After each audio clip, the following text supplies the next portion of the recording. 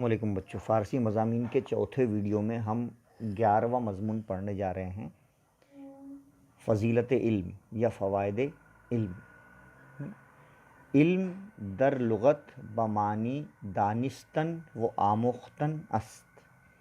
لغت میں علم کے معنی سمجھنے اور سیکھنے، دانستن سمجھنا، آموختن سیکھنے کے ہوتے ہیں۔ تعلیم ذریعہ است کہ انسان را بدرجہ کمال رسانید۔ تعلیم ایسا ذریعہ ہے جو انسان کے درجات میں اضافہ کرتا ہے۔ وہ عادات و خصال را اصلاح می کند، اور اس کی عادتوں اور سلوک برتاؤ میں اصلاح کا سبب بنتی ہے۔ این دولت علم بود، یہ علم ہی کی دولت تھی کہ آدم را مسجود ملائکہ کرد، یہ علم ہی کی دولت تھی جس کی وجہ سے تمام فرشتوں نے حضرت آدم علیہ السلام کو سجدہ کیا ہے۔ ملائکہ کہتے ہیں فرشتوں کو، مسجود کہتے ہیں سجدہ کرنے کو۔ چوتھا جملہ ہے، علم را میراث پیغمبران می گویند، اسی لیے علم کو پیغمبروں کی میراث کہا جاتا ہے۔ پانچواں جملہ ہے، مال و دولت را زوال است، دنیاوی مال و دولت کو زوال ہوتا ہے۔ وہ از صرف اور خرچ کرنے سے، روزانہ کم تر شود، دنیا کا مال دولت کم ہوتا جاتا ہے۔ ولے لیکن دولت علم را زوال نیست، لیکن علم کی دولت کو کوئی زوال نہیں ہے۔ ساتواں، مال دنیاوی از دست ہائے دزدان، دزدان یعنی چور، محفوظ نیست، دنیاوی مال لٹوروں کی ہاتھ سے محفوظ نہیں ہوتا۔ ولے علم را خطرہ غصب نیست، لیکن علم کو کوئی چرا نہیں سکتا، علم کے لوٹنے کا کوئی خطرہ نہیں ہے۔ ساتواں، انسان از دولت علم از موجودات عالم خدمت خواہش کنید، علم کی دولت سے انسان تمامی دنیاوی مخلوق کی خدمت کر سکتا ہے۔ اگلا جملہ ہے، طیارہ در فضائے پرواز، طیارہ در فضائے پرواز می آورد، گاہے عجیب می کند، یعنی ہوائی جہاز کو فضا میں پرواز کرتے ہوئے دیکھنا ایک بہترین منظر ہوتا ہے۔ یہ علم کی بدولت ہی انسان نے لوہے کو ہوا میں اڑا دیا۔ بے علم را میان نیک و بد تمیز کردن مشکل است، بے علم انسان کا اچھے اور برے میں تمیز کرنا مشکل ہوتا ہے۔ وہ خدا را شناختن ناممکن است، اور خدا کو پہچاننا بھی اس کے لیے ناممکن ہوتا ہے، یعنی علم کے دولت کے ذریعے ہی انسان خدا کو پہچان سکتا ہے۔ پس باید کوشیم، اس لیے ہمیں کوشش کرنا چاہیے کہ علم را حاصل کنیم، کہ ہم کو علم حاصل کریں، کہ این زیور اصل است، کہ یہی اصل زیور ہے۔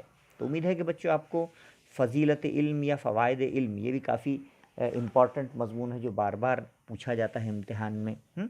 فوائد علم، فضیلت علم، اس کے 10 جملے ہم نے آپ کو اچھے سے سمجھا دیے۔ آپ اس کو بہت ہی اچھے سے پڑھیے، لکھیے اور یاد کیجیے۔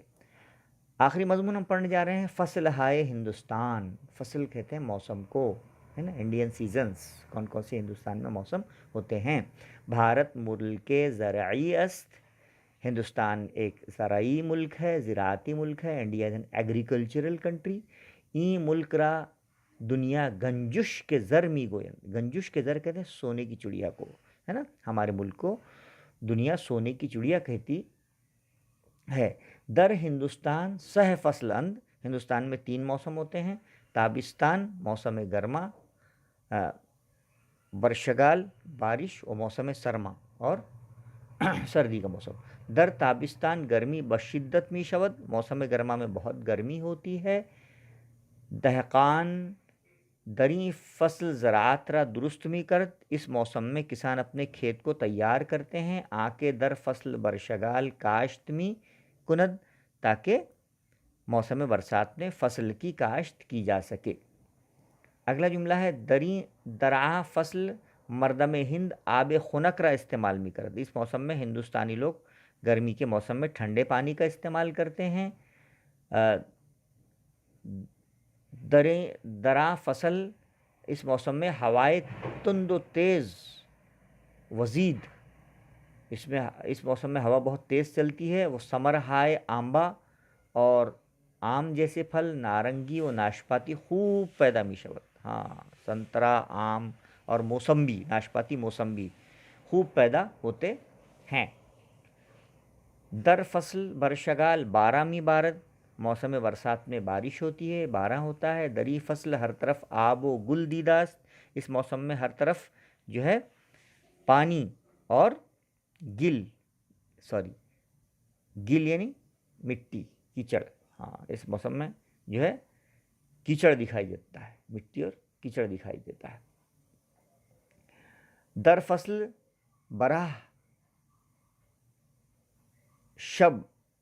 शबनम मी बारद, दर फसल सफ्जहा, दर फसल सरमा हर शब शबनम मी बारद। हाँ, मौसम सरमा की हर रात को शबनम गिरती है।